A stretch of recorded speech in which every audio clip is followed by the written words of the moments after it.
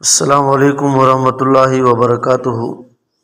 آج کا سوال یہ ہے، سجدہ تلاوت سنت ہے یا واجب ہے؟ اگر واجب ہے تو حدیث یا قرآن سے حوالہ دیں۔ جواب: آیت سجدہ کی تلاوت سے یا اسے سننے سے سجدہ تلاوت واجب ہوتا ہے۔ حضرت ابو ہریرہ رضی اللہ تعالی عنہ نے رسول اللہ صلی اللہ علیہ وسلم سے نقل کیا ہے کہ جب انسان آیت سجدہ کی تلاوت کرتا ہے اور سجدہ کرتا ہے تو شیطان روتے ہوئے اس سے دور ہو جاتا ہے اور کہتا ہے کہ انسان کو سجدہ کا حکم دیا گیا اور اس نے سجدہ کیا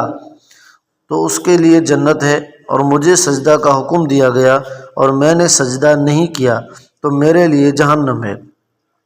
اس حدیث میں رسول اللہ صلی اللہ علیہ وسلم نے یہ واقعہ نقل فرمایا اور اس پر کوئی نکیر نہیں کی، گویا اس واقعے کی تصدیق کی، اور اس میں اس بات کی دلیل ہے کہ ابن آدم کو سجدہ کا حکم دیا گیا ہے، اور حکم جب مطلق ہو تو وہ وجوب کے ہی قائم مقام ہوتا ہے۔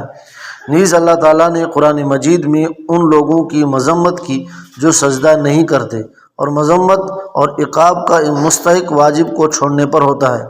اور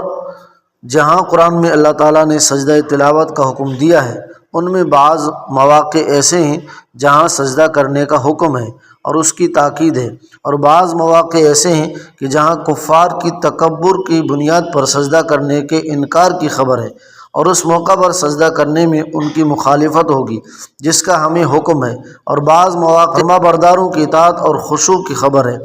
اور ایسے لوگوں کی اتباع کا ہمیں حکم ہے۔